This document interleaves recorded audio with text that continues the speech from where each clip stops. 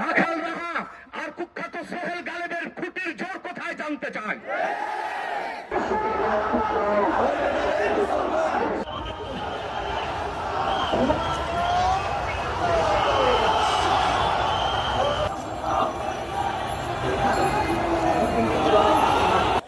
বছর ফেসিবাদের নায়িকা শেখ হাসিনা বাংলাদেশে আলেম ওলামাকে নির্যাতন করেছে।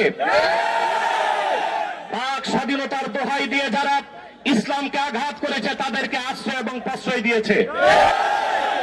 ফেসিবাদের বিরুদ্ধে আন্দোলনের সূচনা হয়েছে 2013 সালের 5ই মে আলেম ওলামার রক্ত ঢালার মাধ্যমে। সেই হেফাজতের 13 দফা দাবির অন্যতম দাবি ছিল আল্লাহ তার আখিরি নবী মুহাম্মদ সাল্লাল্লাহু আলাইহি ওয়াসাল্লামের আরশচুম্বী সম্মান মর্যাদার বিরুদ্ধে যারা কটূক্তি করবে তাদেরকে প্রতিরোধ করতে ব্লাসফেমি আইন করার একটা দাবি ছিল। কিন্তু ভারত এবং ইসরায়েলের দালাল এই দেশের মুসলমানদের রক্তে যার হাত রঞ্জিত হয়েছে শেখ হাসিনা সেই দাবি মেনে নেয় নাই।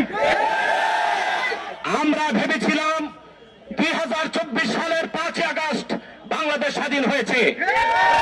স্বাধীন হয়েছে সলিমুল্লাহ খানদের মতো নাস্তিকের জন্য, স্বাধীন হয়েছে তসলিমা নাসরিনের উত্তরসূরিদের জন্য।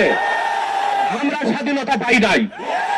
সেই বাংলাদেশে আল্লাহ তার হাবিব মুহাম্মদ সাল্লাল্লাহু আলাইহি ওয়াসাল্লামের আরশচুম্বী সম্মান মর্যাদার বিরুদ্ধে বাক স্বাধীনতার দোহাই দিয়ে নাস্তিকরা যখন তখন বেয়াদবি করে তাদের শাস্তি যদি না হয় আমরা মনে করি মুসলমান এখনো বাংলাদেশে পরাধীন।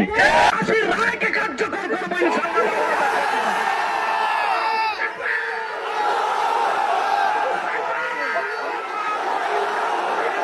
ফাঁসি চাই।